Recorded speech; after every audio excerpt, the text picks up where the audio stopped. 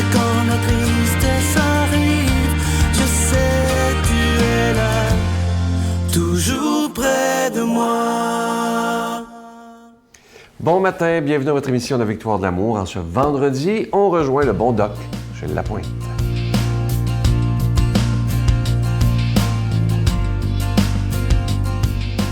Bon matin, chers amis. Il y en a qui me trouvent sévère. Non, je ne suis pas sévère. Je veux simplement qu'on apprenne des choses et qu'on évolue.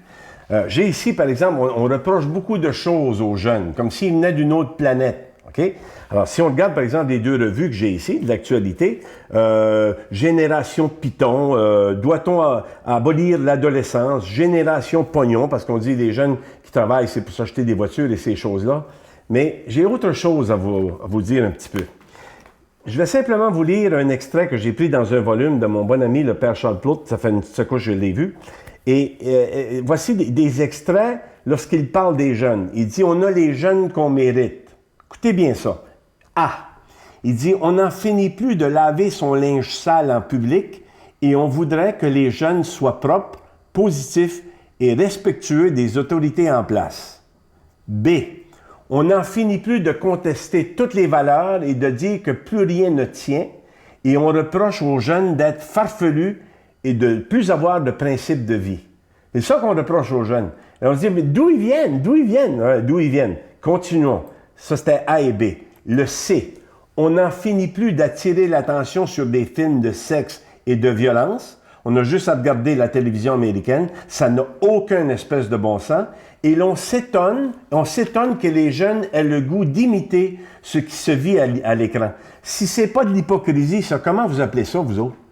Alors, tu sais, quand on reproche des choses aux jeunes, puis je leur ai dit encore une autre fois, c'est comme si ils venaient d'une autre planète. Alors, avant de reprocher des choses aux jeunes, il faudrait peut-être se regarder un petit peu et se dire, on a peut-être ce qu'on mérite. Posons-nous la question. Mais l'être humain, comme je dis, puis je le dis en conférence, je le dis aux gens, l'être humain, puis je l'ai déjà fait une chronique là-dessus, il se ment à lui-même. Quand on demande aux gens combien tu pèses, combien tu mesures, qu'est-ce que tu as fait, les gens se mentent à eux-mêmes et on a l'impression qu'on acquiert une bonne conscience en faisant ça. Alors, quand le père Charles Plourde dit, regarde, on a les jeunes qu'on mérite, qu'on n'en finit plus d'attirer l'attention sur des films de sexe et de violence, bien ça, j'appelle ça l'ABCD de la vie, l'ABCDA. L'argent, la boisson, les condoms, la drogue et tout le machin. Alors, la personne se dit, mais comment ça se fait que ça va si mal? Si on prenait le temps un petit peu de regarder ce qui se passe, peut-être qu'on le reprochait un petit peu moins. Puis les jeunes, qu'est-ce qu'ils font les jeunes? Ils suivent l'exemple de ce qu'ils ont vu. Oui, on dit, ben Doc, il y a des exceptions. Je suis d'accord avec ça. Mais en général, le jeune, il va suivre l'exemple qu'il voit. Il a besoin de modèles. Quand je dis aux gens, aux parents, mettez, encadrez, gardez toujours le cadre. Et on va peut-être cesser de reprocher des choses aux jeunes. Je vous le souhaite. Bonne journée. Notre Père qui es aux cieux, que ton nom soit sanctifié, que ton règne vienne, que ta volonté soit faite sur la terre comme au ciel. Donne-nous aujourd'hui notre pain de ce jour. Pardonne-nous nos offenses comme nous pardonnons à ceux qui nous ont offensés. Ne nous laisse pas entrer en tentation, mais délivre-nous du mal, car c'est à toi qu'appartient le règne, la puissance et la gloire pour les siècles des siècles. Amen. La Victoire de l'amour vous invite à un magnifique pèlerinage en Terre Sainte en Jordanie en compagnie de Sœur Angèle, l'abbé Donald Thompson et Sylvain Charon. Nous visiterons en Israël, Nazareth, le mont des Béatitudes, Bethléem, Jérusalem, Masada et Kouram. Et en Jordanie, Petra, Mont Nebo, la mer Morte et plusieurs autres endroits, du 26 mai au 10 juin 2015. Informations et réservations, voyage intermission au 514-288-6077 ou sans frais au 1-800-465-3255. C'est la dernière semaine que je vous parle de ce beau bracelet de la paix, une exclusivité de la Victoire de l'amour. Je vous rappelle que, évidemment, vous le savez, avec tout ce qu'on vit dans notre société, il est de plus en plus important de parler de paix, d'amour, de partage. Et en portant ce bracelet, on est en train de dire au monde entier que nous ne sommes pas nés pour la haine, nous ne sommes pas nés pour la violence, mais que nous sommes nés pour l'amour, le partage et la paix. C'est pour ça qu'on l'a appelé le bracelet de la paix. Il est en cristal, orné de belles petites croix, plaquées argent, et au bout, un crucifix plaqué argent qui montre notre attachement à Jésus de Nazareth. Je vous rappelle que c'est avec un don de 25 $ et si vous en voulez 2, un don de 40 $ et le bracelet, il est déjà béni. Voici l'adresse. La Victoire de l'Amour, casier postal 120, succursale Boucherville à Boucherville, le J4B 5E6, je vous la redonne. La Victoire de l'Amour, casier postal 120, succursale Boucherville à Boucherville, le J4B 5E6. Également par téléphone, par carte de crédit, du lundi au vendredi de 8h30 à 16h30 dans le 514-523-4433, 523-4433 ou sans frais, le 1-888-811-9291, 1-888-811-9291 et aussi sur notre site Internet, le www.lavictoiredelamour.org. Alors, je vous invite évidemment à le commander. Il se donne bien en cadeau et je vous rappelle qu'il est en cristal orné de belles petites croix plaquées argent, le bracelet de la paix. Moi, je vous remercie de tout cœur de votre grande générosité. Merci également de votre prière. C'est tellement important parce que sans la prière, on ne serait pas là, évidemment. Et là, ça fait 20 ans que ça existe. Merci de tout cœur.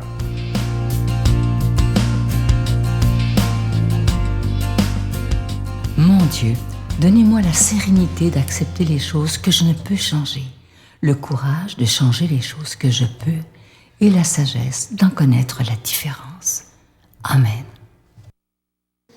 Aujourd'hui, on rejoint quelqu'un qui est nouveau aussi depuis 2 semaines seulement, le Père Martin Lagacé de la communauté de l'Emmanuel de Québec.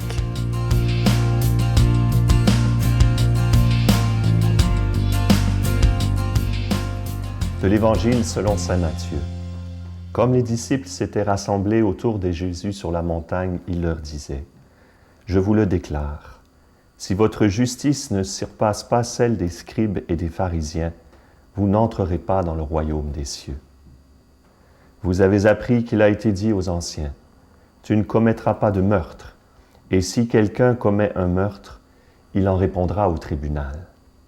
Eh bien, moi, je vous dis, tout homme qui se met en colère contre son frère en répondra au tribunal. Si quelqu'un insulte son frère, il en répondra au grand conseil. Si quelqu'un maudit son frère, il sera passible de la géhenne de feu. Donc, lorsque tu vas présenter ton offrande sur l'autel, si là tu te souviens que ton frère a quelque chose contre toi, laisse ton offrande là, devant l'autel. Va d'abord te réconcilier avec ton frère et ensuite viens présenter ton offrande. Accorde-toi vite avec ton adversaire pendant que tu es en chemin avec lui, pour éviter que ton adversaire ne te livre au juge, le juge aux gardes et qu'on ne te jette en prison. Amen, je te le dis, tu n'en sortiras pas avant d'avoir payé jusqu'au dernier sou. Eh bien, frères et sœurs, nous sommes entrés depuis avant-hier, mercredi décembre, dans ce temps de grâce extraordinaire qu'est le carême. Nous avons reçu des cendres et bientôt, au soir de Pâques, nous recevrons l'eau du baptême. C'est un pèlerinage, un passage de la mort à la vie que nous avons à vivre pendant ces 40 jours, mort au péché et résurrection, vie nouvelle dans la grâce de Dieu, dans la puissance de l'Esprit Saint. Au début de ce carême, nous sommes transportés par la liturgie, par les textes sur la montagne. Nous entendons le discours sur la montagne. C'est un discours sur la montagne parce que c'est le sommet de la révélation évangélique. Et dans ce discours, Jésus fait un commentaire de la loi de Moïse. Et nous entendrons ce refrain ou ce leitmotiv : « Vous avez appris qu'il a été dit, eh bien moi je vous dis ». Il est clair que Jésus, dans cette déclaration, se montre comme l'interprète autorisé de la loi. Quand il dit « moi je », c'est une manière de dire « je suis ». Je suis est le nom de Dieu. Donc, c'est en Jésus que la loi trouve sa plénitude et son accomplissement. Aimer Dieu de tout son cœur, de toute son âme, de toute sa force, et son prochain comme soi-même, voilà ce qui accomplit la loi, nous dit le Seigneur. Alors, il nous dit, si votre justice ne dépasse pas celle des pharisiens, vous n'entrerez pas dans le royaume de Dieu. Qu'est-ce que cela veut dire? Eh bien, c'est une justice qui est sans amour, qui est toute faite d'observations rituelles et qui ne transforme pas à l'intérieur le cœur. Jésus nous invite pendant ce temps de carême à la réconciliation. Va te réconcilier avec ton frère. Frères et sœurs, beaucoup trop de chrétiens vivent avec des conflits dans leur famille, avec leurs proches. On peut s'habituer à vivre dans des tensions, dans des rapports de domination ou de victimisation. Eh bien, le temps de carême est un temps de grâce, frères et sœurs, où nous pouvons marcher sur notre orgueil et puis entrer dans la démarche de la réconciliation. Je me rappelle quand j'étais prêtre en France, j'avais eu beaucoup de malentendus avec une catéchiste, puis ça avait traîné pendant des mois. Et durant le temps de carême, nous entendions au catéchisme avec les enfants qu'il fallait se réconcilier. À chaque semaine, on redisait ça. Au bout de 3 semaines, je me suis dit, mais Martin, c'est à ton tour. Alors j'ai pris à part cette dame et puis je lui ai demandé pardon.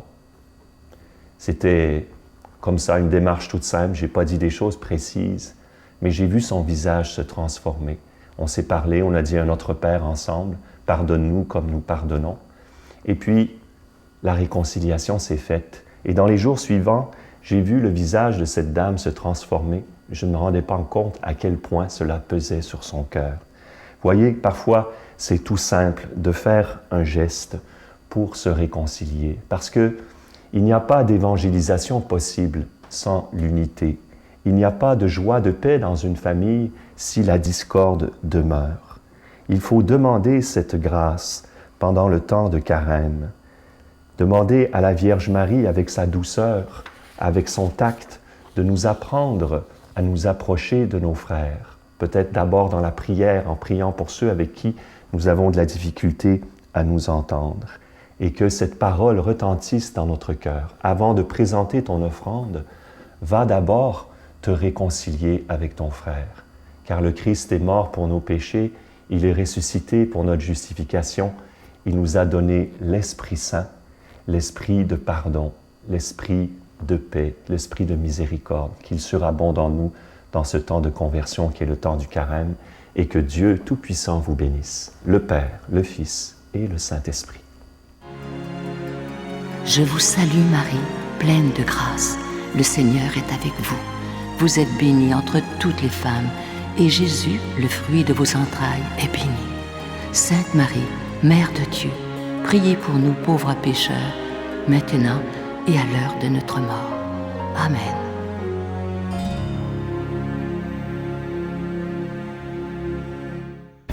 Venez célébrer avec nous le 20e anniversaire de la Victoire de l'amour en compagnie de Monseigneur Christian Lépine, archevêque de Montréal, l'abbé Robert Lemire, l'abbé Robert Jolicoeur, Dolly Dimitro, Jean-Marc Chaput, Sœur Angèle et Sylvain Charon. Et en chanson, Miguel Padilla, Alexandre Belair, William Coallier, Robert Lebel, Giorgia Fomenti, David Thibault. Et un mini-spectacle de l'unique Michel Louvain, le samedi 16 mai 2015 à 13h à l'Arena Maurice Richard de Montréal, Métro Vio.